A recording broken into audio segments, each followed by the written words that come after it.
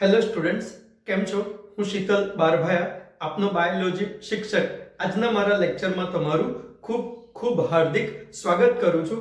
વિદ્યાર્થી મિત્રો, નમસ્તે, સલામ એન્ડ ગુડ મોર્નિંગ. વિદ્યાર્થી મિત્રો, આપણે ભણવા જઈ રહ્યા છીએ આજે રુધિર જૂથ. શબ્દને સમજતા પહેલા બે શબ્દ જાણવા બહુ જરૂરી છે. પહેલો શબ્દ છે એન્ટીજન અને બીજો શબ્દ છે એન્ટીબોડી.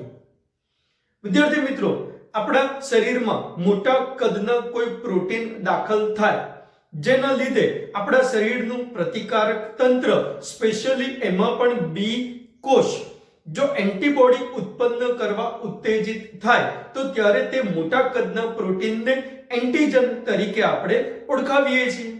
હવે એન્ટીજન તરીકે બેક્ટેરિયાની કોષ દિવાલ બી હોઈ શકે, વાયરસનું કેપ્સિડ પણ હોઈ શકે, કેટલાક ફળ હોઈ શકે, શાકભાજી હોઈ શકે, પક્ષીઓના પીછા હોઈ શકે.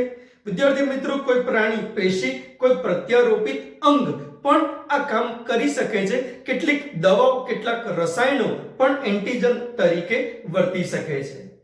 ઓકે, ચલો બીજો શબ્દ છે એન્ટીબોડી. જ્યારે કોઈ એન્ટીજન શરીરમાં દાખલ થાય ત્યારે આપણું શરીર તેનો પ્રતિકાર કરવા, તેની સામે રક્ષણ મેળવવા સ્પેશિયલી બી કોષો દ્વારા પ્રોટીન યુક્ત ઘટક તૈયાર કરે છે, જેને આપણે એન્ટીબોડી તરીકે ઓળખાવીએ છીએ. વિદ્યાર્થી મિત્રો, આ એન્ટીબોડી 5 ટાઈપના હોય છે. GAMDE ગામડે, ગામડે, IgG, IgA, IgM, IgD, IgE. Okay વિદ્યાર્થી મિત્રો, આ એન્ટીબોડીનું કામ શું છે? એન્ટીજનની સપાટી પર છવાઈ જાય છે. એન્ટીજન બાઇન્ડિંગ સાઇટ દ્વારા તે એન્ટીજનને પકડી લે છે અને એન્ટીજનનું મૂવમેન્ટ કરવા દેતા નથી. આમ કરવાના લીધે પ્રતિકારક તંત્રના અન્ય કોષો, શ્વેત કણો, ભક્ષક કોષો બધા એક્ટિવેટેડ થઈ જતા હોય છે અને પેલા એન્ટીજનનું એ ભક્ષણ કરી દેતા હોય છે. સાથે સાથે એન્ટીબોડીનું પણ ક્યારેક ભક્ષણ થઈ જતું હોય છે. ઓકે, આવી એક સિસ્ટમ દરેક પ્રાણીના શરીરમાં, મોટે ભાગે સસ્તન વર્ગના જીવોમાં, એમાં પણ મનુષ્યમાં ખાસ જોવા મળેલી છે. ચલો હવે વાત કરીએ રુધિર જૂથ. વિદ્યાર્થી મિત્રો, માનવ રુધિર જૂથ દેખાવમાં એક સરખું છે. બધાનું લોહી રંગે લાલ રંગનું છે. પણ બીજા વિશ્વયુદ્ધ વખતે ઘણા બધા સૈનિકો ઘાયલ થયા હતા. હવે એમનામાંથી ઘણું બધું રુધિર નીકળી ગયું હતું. એમને રુધિર ચઢાવવાની જરૂર હતી. ઘણા બધા લોકો આ બ્લડ ડોનેટ કરવા આવ્યા હતા. બ્લડ ડોનેટ થયું, પણ જેવું રુધિર લેવામાં આવ્યું, વિદ્યાર્થી મિત્રો, ઘણા બધા સૈનિકો જે ઘાયલ હતા એ સીધા જ મૃત્યુ પણ પામી ગયા હતા. એટલે વિચારવામાં આવ્યું કે આ સૈનિકોનું મૃત્યુ થયું છે કેમ? એના પછી આ બ્લડ ગ્રુપની એટલે કે રુધિર જૂથની શોધ થયેલી જોવા આપણને મળી છે. ત્યારે આપણને ખબર પડી રુધિરમાં આવેલા રક્તકણની સપાટી પર 30 થી વધારે પ્રકારના એન્ટીજન આવેલા જોવા મળતા હોય છે અને રુધિર રસમાં પણ અલગ અલગ ટાઈપના એન્ટીબોડી જોવા મળતા હોય છે. વિદ્યાર્થીઓ, એની જ આજે આપણે ડિટેલમાં ચર્ચા કરવાના છે. એટલે કે દરેકનું રુધિર કેટલીક બાબતોમાં જુદું પડતું આપણને જણાયું છે. રુધિરને વિવિધ પ્રકારના જૂથોમાં ત્યાર પછી વર્ગીકૃત કરવામાં આવ્યું છે. ખાસ મેઇન 2 જૂથના આધારે આખા વિશ્વમાં વ્યક્તિઓના રુધિરનું વર્ગીકરણ કરવામાં આવ્યું છે. આમાંના મુખ્ય 2 જૂથ પૈકી પહેલું જૂથ છે ABO જૂથ. વિદ્યાર્થીઓ ધ્યાન રાખજો, ABO બ્લડ ટાઈપ, અને બીજું જૂથ કહીએ છીએ RH જૂથ. ચલો એના વિશે હવે આપણે સમજવાનો પ્રયત્ન કરીએ. વિદ્યાર્થીઓ, કાર્લ લેન્ડસ્ટીનર નામના વૈજ્ઞાનિકે આ રુધિર જૂથ માટેની કેટલીક કસોટી તૈયાર કરેલી છે. કેટલીક બાબતો આપણને જણાવેલી છે. ખાસ એવું જોવા મળ્યું, હજારો વ્યક્તિઓના રુધિરના સેમ્પલ લેવાયા. એમાંથી રક્તકણને અને રુધિર રસને અલગ કરાવાયા. વિદ્યાર્થી મિત્રો, ઘણા બધા વ્યક્તિઓના રક્તકણની સપાટી પર આપણને એક પ્રકારનો એન્ટીજન જોવા મળી ગયો. જુઓ અહીંયા એ બતાવ્યો છે રક્તકણની સપાટી પર એ ટાઈપના એન્ટીજન જોવા મળ્યા. અને વિદ્યાર્થી મિત્રો એ જ વ્યક્તિના રુધિર રસમાં આપણે કહીએ તો બિલકુલ વિરુદ્ધ અલગ જ ટાઈપના એટલે કે એન્ટી બી ટાઈપના એન્ટીબોડી અહીંયા આપણને જોવા મળ્યા. આ એન્ટીબોડીને જ આપણે એન્ટી બી તરીકે ઓળખાવીએ છીએ. વિદ્યાર્થી મિત્રો ખાસ રક્તકણની સપાટી પર આવેલા એન્ટીજનના આધારે જ રુધિર જૂથ નક્કી થયું છે. સમજો, જો રક્તકણની સપાટી પર એ ટાઈપના એન્ટીજન જોવા મળે તો રુધિર જૂથ એ જણાવવામાં આવ્યું. તેવી રીતે વ્યક્તિના રક્તકણની સપાટી પર બી ટાઈપના એન્ટીજન જોવા મળે તો ત્યારે વ્યક્તિના રુધિર જૂથને બી રુધિર જૂથ ગણાવવામાં આવ્યું. તેવી જ રીતે રક્તકણની સપાટી પર એ એન્ટીજન પણ જોવા મળે અને બી એન્ટીજન પણ જોવા મળે તો ત્યારે વ્યક્તિના રુધિર જૂથને એબી રુધિર જૂથ ગણવામાં આવ્યું. અને કેટલાકના રક્તકણની સપાટી પર આપણને એન્ટીજન જોવા મળ્યા નથી. વિદ્યાર્થી મિત્રો ત્યાં રુધિર જૂથ ઓ ગણવામાં આવ્યું છે. ઓકે, સાથે સાથે હવે એમના રુધિર રસમાં આવેલા એન્ટીબોડી વિશે પણ ચકાસણી થઈ. ત્યારે ખબર પડી હવે જેના રક્તકણની સપાટી પર એ એન્ટીજન છે એના રુધિર રસમાં એન્ટીબોડી બી છે. તેવી રીતે જેના રક્તકણની સપાટી પર બી એન્ટીજન છે એના રુધિર રસમાં એ એન્ટીબોડી છે. વિદ્યાર્થી મિત્રો જેના રક્તકણ પર એ અને બી બંને એન્ટીજન હતા એવા વ્યક્તિઓના રુધિર રસમાં આપણને એન્ટીબોડી ગેરહાજર જોવા મળ્યા. અને જેના રક્તકણની સપાટી પર એન્ટીજન જ નહોતા તેમના રુધિર રસમાં કહીએ તો એન્ટીબોડી એ પણ જોવા મળ્યા અને એન્ટીબોડી બી પણ જોવા મળ્યા.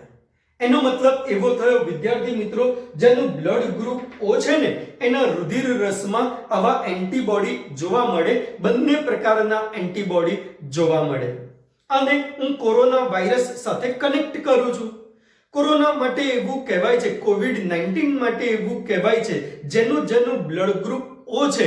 વિદ્યાર્થી મિત્રો એમાં પણ આગળ હવે સમજાવીશ હું તમને કે O પોઝિટિવ હોય તો એવા વ્યક્તિઓને આ કોવિડ-19 ની અસર સૌથી ઓછી થતી જોવા મળી છે. એમને કોરોનાની શક્યતાઓ સૌથી નહિવત રહેતી આપણને જોવા મળી છે. હવે તમે પણ સમજી શકો છો કેમ કે એની સામેના એન્ટીબોડી એમના રુધિર રસમાં પહેલેથી જ હાજર જોવા મળ્યા છે. ઓકે વિદ્યાર્થી મિત્રો, આવું રક્તકણની સપાટી પર એન્ટીજન કેવી રીતે બન્યા, રુધિર રસમાં એન્ટીબોડી કેવી રીતે આવ્યા, તો આ માટે જ્યારે રિસર્ચ થયા ત્યારે આપણને ખબર પડી કે ભાઈ આ બધી બાબત એ વારસાગત છે. મિત્રો જ્યારે બાળક જન્મે છે ત્યારે લોહી લઈને જ આવે છે, રુધિર લઈને જ આવે છે. ભાઈ મમ્મીનું લોહી પીને જ આવે છે. પહેલા જ દિવસથી એના શરીરમાં રુધિર હોય છે અને પહેલા જ દિવસે જો વિદ્યાર્થી મિત્રો એનું રુધિર કાઢીને ચેક કરવામાં આવે તો એનું રુધિર જૂથ નક્કી થઈ શકે છે. એટલે રુધિર બનવાની ઘટના વારસાગત છે અને એ જનીનો આધારિત રહેતી આપણને જોવા મળે છે, જેની ડિટેલ 12th ના જીનેટિક્સના ચેપ્ટરમાં આપણે કરવાના જ છીએ. પણ તમને એક ખાલી આઈડિયા આવે કે આ રુધિર જૂથ બનવા એ વારસાગત બાબત છે અને આ માટે જનીનો જવાબદાર રહેતા આપણને જોવા મળે છે. ચલો હવે તમને સમજાવું જેનું રુધિર જૂથ એ છે વિદ્યાર્થી મિત્રો એના રક્તકણની સપાટી પર એ એન્ટીજન અને એના રુધિર રસમાં એન્ટીબોડી બી છે. માટે આવા વ્યક્તિનું રુધિર અંદર ગંઠાતું નથી અને વ્યક્તિનું રુધિર સડસડાટ વહેતું જોવા મળે છે. પરંતુ હવે સમજો કોઈ વ્યક્તિ એવો છે જેનું રુધિર જૂથ બી છે અને એનું રુધિર એ જેનું રુધિર જૂથ એ ટાઈપનું છે એને ચઢાવવામાં આવે છે તો ત્યારે શું થશે વિદ્યાર્થી મિત્રો, બેઉ રુધિર મિક્સ થઈ જશે. આના લીધે હવે આ જે એન્ટીબોડી એ છે એ રક્તકણની સપાટી પર આવેલા આ એન્ટીજન પર છવાઈ જશે અને એન્ટીજનને પકડી લેશે અને આરબીસી નું સર્ક્યુલેશન થવા દેશે નહીં. તેવી રીતે લાઈક એન્ટીબોડી બી એ રક્તકણની સપાટી પર જ્યાં બી એન્ટીજન છે ત્યાં પહોંચી જશે અને એ એન્ટીજનને પકડી લેશે અને એ આરબીસી નું વહન થવા દેશે નહીં. એનો મતલબ આરબીસી નું વહન થતું અટકી જાય છે, રુધિરનું વહન થતું અટકી જાય છે, રુધિર ગંઠાવવા લાગે છે અને વ્યક્તિનું મૃત્યુ એટલે જ થઈ જતું જોવા મળી શકે છે. માટે એમ કહેવાય છે જ્યારે રુધિર દાન કરવાનું હોય તો ત્યારે સીરમ ટેસ્ટ કરાવવો ખૂબ જ જરૂરી છે. આ બ્લડ ગ્રુપ વિશે જાણવું ખૂબ જ જરૂરી છે. રુધિરદાન દરમિયાન કોઈ પણ વ્યક્તિ રુધિર ન વાપરી કોઈનું પણ રુધિર વાપરી ન શકાય. પર્ટિક્યુલર જેનું રુધિર જૂથ જે છે એ એનું જ રુધિર જૂથ વાપરે એ વધારે હિતાવહ ત્યાં આપણને જોવા મળી જાય. હવે દાતાના રુધિરને ગ્રાહીના રુધિર સાથે મેળવવું બહુ જ જરૂરી હોય છે. બેવનું રુધિર જૂથ ચેક કરવું બહુ જરૂરી હોય છે અને બંનેનું રુધિરનું પરીક્ષણ થઈ જાય, બંને સેમ આવે ત્યાર પછી એ બ્લડ આપણે ડોનેટ કરી શકીએ, બ્લડ આપી શકીએ, બ્લડ લઈ શકીએ છીએ. આ માટે સ્પેશિયલ સીરમ ટેસ્ટ પણ હવે કરાવડાવવામાં આવતો હોય છે. વિદ્યાર્થી મિત્રો, જો આમ કરાવતા નથી તો રુધિર ગંઠાઈ જવાના ચાન્સીસ પુષ્કળ થઈ જતા હોય છે અને ગંભીર સમસ્યાઓ પણ સર્જાતી જતી જોવા મળતી હોય છે. માટે રુધિરની આપલે કરતા પહેલા, દાન કરતા પહેલા, લેતા પહેલા આ સીરમ કસોટી દ્વારા બ્લડ જૂથ જાણવા ખૂબ જ જરૂરી છે. ચલો એક નાનકડો ચાર્ટ પણ તમને સમજાવું વિદ્યાર્થી મિત્રો. જેનું બ્લડ ગ્રુપ O છે એ O વાળાને બ્લડ આપી શકે છે, સાથે સાથે એ વાળાને બ્લડ આપી શકે છે, AB વાળાને બ્લડ આપી શકે છે અને B વાળાને પણ બ્લડ આપી શકે છે. માટે O રુધિર જૂથ વાળાને આપણે સર્વદાતા તરીકે ઓળખાવીએ છીએ. જેનું બ્લડ ગ્રુપ A છે વિદ્યાર્થી મિત્રો, એ A વાળાને બ્લડ આપી શકે અને AB વાળાને બ્લડ આપી શકે છે. જેનું બ્લડ ગ્રુપ B છે એ B વાળાને બ્લડ આપી શકે છે અને એ AB વાળાને બ્લડ આપી શકે છે. અને છેલ્લે કહીએ તો AB વાળાનું પણ બ્લડ લઈ શકે છે, O વાળાનું બ્લડ પણ લઈ શકે છે, A વાળાનું પણ બ્લડ લઈ શકે છે, B વાળાનું પણ બ્લડ લઈ શકે છે. એ બધાનું જ બ્લડ ચૂસી શકે છે, ખૂન પી શકે છે. એટલે AB બ્લડ ગ્રુપ વાળાને સર્વગ્રાહી તરીકે આપણે ઓળખાવીએ છીએ. પરંતુ વિદ્યાર્થી મિત્રો, આ બાબત ઘણી જૂની છે. હવે જેનું બ્લડ ગ્રુપ જે હોય એને એ જ બ્લડ ચઢાવવામાં આવતું હોય છે. ઓકે વિદ્યાર્થી મિત્રો, હવે અન્ય એક એન્ટીજન જે રહીસસ વાંદરાના રક્તકણની સપાટી પર શોધાયો એટલે તેને નામ આપવામાં આવ્યું RH એન્ટીજન. વિદ્યાર્થી મિત્રો, સેમ આવો જ એન્ટીજન ત્યારબાદ મનુષ્યના રક્તકણની સપાટી પર પણ શોધાયો. ઓકે, ખાસ કરીને આપણે જોયું તો તે આપણને ખબર પડી કે એક્ઝેક્ટ રહીસસ વાંદરાની જે જાતિ છે એના એન્ટીજનને બિલકુલ પરફેક્ટલી મળતો આવે છે. ઓકે, હવે ત્યાર પછી ઘણા બધા વ્યક્તિઓના રુધિરના સેમ્પલ ચેક કરવામાં આવ્યા ત્યારે ખબર પડી કે અમુક વ્યક્તિઓ એ RH પોઝિટિવ રુધિર જૂથ ધરાવતા જોવા મળે છે અને અમુકના રક્તકણની સપાટી પર આ RH એન્ટીજન જોવા મળતો નથી. માટે તેમને RH નેગેટિવ રુધિર જૂથ વાળા ગણવામાં આવે છે. જો એક ઉદાહરણ દ્વારા, એક આકૃતિ દ્વારા તમને સમજાવવાનો પ્રયત્ન કરું. હમણાં આપણે વાત કરી કે રક્તકણની સપાટી પર એ એન્ટીજન તો છે જ વિદ્યાર્થી મિત્રો, સાથે સાથે હવે ચેક કરવામાં આવે શું RH એન્ટીજન છે. જો RH એન્ટીજનની હાજરી મળી આવે તો આ વ્યક્તિનું બ્લડ ગ્રુપ કયું કહેવાય? Blood group A, RH positive. Okay, તેવી રીતે જેના રક્તકણની સપાટી પર એ એન્ટીજન છે પરંતુ RH એન્ટીજન નથી તો ત્યારે આવા વ્યક્તિના રુધિર જૂથને એ રુધિર જૂથ પણ RH નેગેટિવ વાળું ગણવામાં આવે છે. ઓકે, એટલે આપણે એમ બોલીએ છીએ A પોઝિટિવ, આપણે એમ બોલીએ છીએ A નેગેટિવ. ખરેખર એક્ઝેક્ટલી એ શું છે? A RH પોઝિટિવ, અથવા તમે લખી શકો છો કે બોલી શકો છો A RH negative. Okay, clear. તેવી જ રીતે બી રુધિર જૂથ માટે પણ બી RH પોઝિટિવ, બી RH નેગેટિવ. એવી રીતે આપણે બોલી શકીએ છે O RH positive, O RH negative, AB RH positive, AB RH negative. Okay, clear. ખ્યાલ આવ્યો બધાને? હવે એમાં પણ થોડી ક્રિટિકલ સિચ્યુએશન્સ જોવા મળે છે જ્યારે RH નેગેટિવ વ્યક્તિના રુધિર એ RH પોઝિટિવ ના રુધિરના સંપર્કમાં આવે, એટલે કે આવું બ્લડ જો ચઢાઈ દેવામાં આવે તો RH એન્ટીજનની સામે એમનું શરીર ચોક્કસ એન્ટીબોડી ઉત્પન્ન કરવાના ચાલુ કરી દે છે અને ત્યાં પણ રુધિર ગંઠાઈ જવાના અથવા રુધિર સંબંધી કેટલીક સમસ્યાઓ સર્જાવાની શરૂઆત થઈ જતી આપણને જોવા મળી જતી હોય છે. એટલે હવે ABO રુધિર જૂથની સાથે સાથે વિદ્યાર્થી મિત્રો RH જૂથ પણ હાજર છે કે ગેરહાજર તે પણ ચેક કરવામાં આવતું હોય છે. માટે જ્યારે બ્લડ આપવું હોય કે બ્લડ લેવું હોય, વિદ્યાર્થી મિત્રો ખાસ જ્યારે બ્લડ લેવું હોય ત્યારે આ બધી કસોટીઓ કરાવવી ખૂબ જ જરૂરી હોય છે. હવે પર્ટિક્યુલરલી જો તમને કહું તો જેનું બ્લડ ગ્રુપ A પોઝિટિવ છે એ A પોઝિટિવ વાળાનું જ બ્લડ લે તો એની માટે સર્વશ્રેષ્ઠ છે. તેવી રીતે AB પોઝિટિવ વાળા AB પોઝિટિવ વાળાનું જ બ્લડ લે તો એની માટે સર્વશ્રેષ્ઠ છે. કે કોઈ નેગેટિવ બ્લડ ગ્રુપ છે, B નેગેટિવ બ્લડ ગ્રુપ છે તો એ નેગેટિવ વાળાનું બ્લડ લે તો જ એની માટે સર્વશ્રેષ્ઠ ગણવામાં આવે છે. ઓકે, ચલો હવે એક ક્રિટિકલ સિચ્યુએશન છે એ આપણે અહીંયા સમજવા જઈ રહ્યા છીએ. ખાસ કરીને ગર્ભધારણ દરમિયાન આ પ્રોબ્લેમ જોવા મળ્યો છે.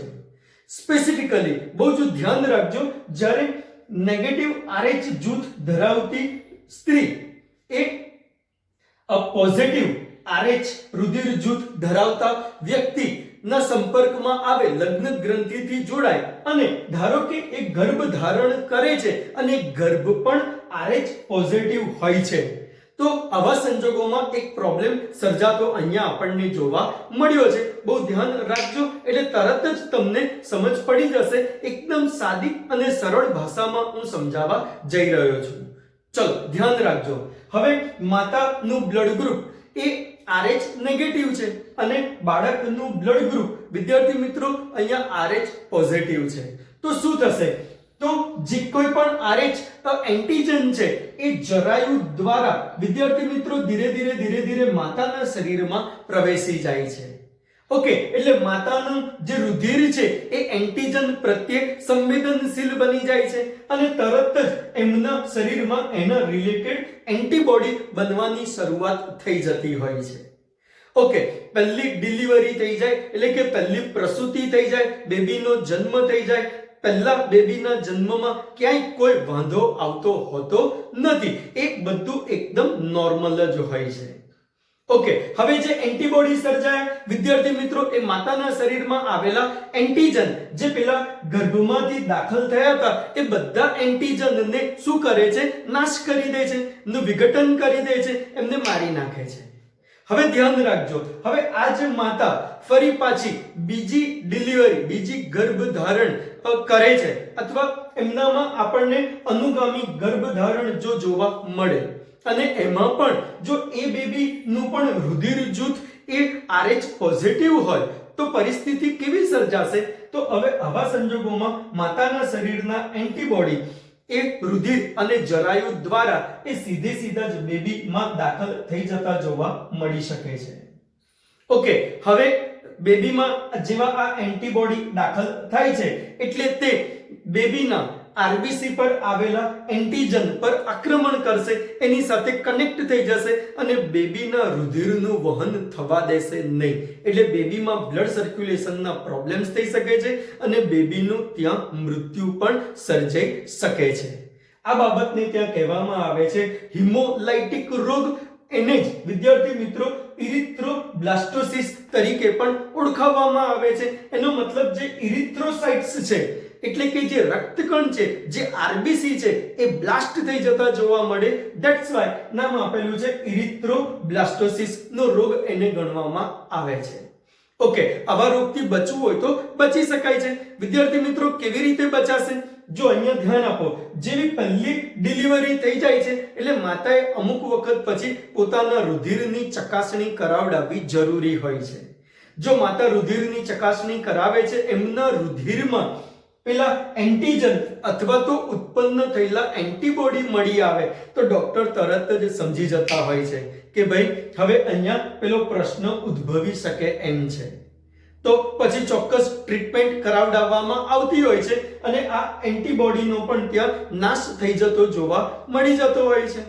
ત્યાર પછી જો એ બીજી પ્રસૂતિ ધારણ કરે, બીજી ડિલિવરી ધારણ કરે, ગર્ભ ધારણ કરે તો વિદ્યાર્થી મિત્રો ત્યાર પછી આવા કોઈ પ્રોબ્લેમ સર્જાતા હોતા નથી. એટલે બહુ જ ધ્યાન રાખજો, જો પોતે RH નેગેટિવ રુધિર જૂથ વાળા છે અને બેબી જો RH પોઝિટિવ બ્લડ ગ્રુપ વાળું છે તો આવા સંજોગોમાં દરેક માતાએ પહેલા બેબીના જન્મ બાદ તરત જ પોતાના રુધિરની ચકાસણી કરાવડાવવી ખૂબ જ જરૂરી હોય છે. અને આમ કરાવવાથી લાઈક હિમોલાઇટિક કે ઇરિથ્રોબ્લાસ્ટોસિસ રોગ જે બેબીમાં આવવાની શક્યતા હોય એને નકારી શકવી હોય તો આપણે નકારી શકતા હોઈએ છીએ. Okay, thank you.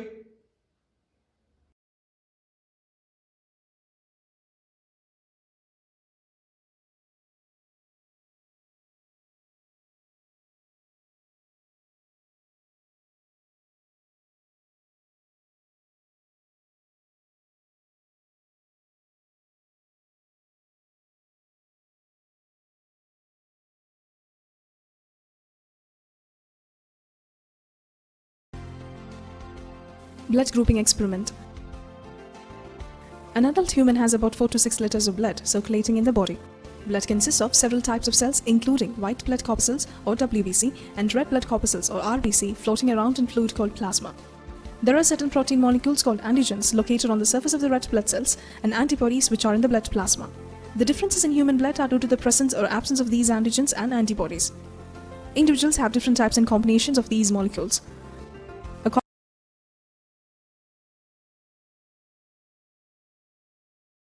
According to the ABO blood grouping system discovered by Karl Landster, there are 4 types of blood groups: blood group A, blood group B, blood group AB, and blood group O.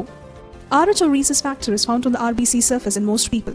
Like A and B, this is also an antigen, and those who have these antigen are called RH positive.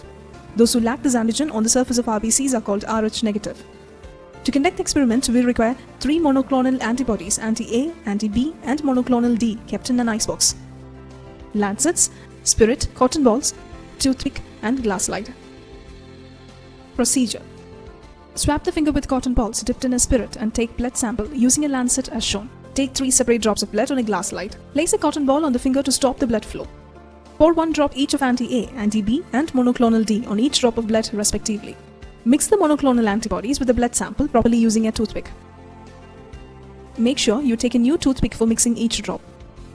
When RBCs carrying one or both antigens are exposed to the corresponding antibodies, they agglutinate, that is, they clump together. For example, in this slide, agglutination occurred on the first and the third drops, which corresponds to antigen A and RH factor, so the blood group is A positive. Thus, we can identify the blood group by noticing the agglutination on the corresponding drops. If the blood drop coagulates with antibody A and not with B, it is group A. If the coagulation is with antibody B, it is group B blood. If coagulation is caused by both antibodies, it is group AB blood. And if there is no coagulation, it is O group blood. Conclusion: the blood group testing is based on the property that in any individual, the antigens and antibodies are never the same, because antibody A agglutinates antigen A. Similarly, the antibody B agglutinates antigen B.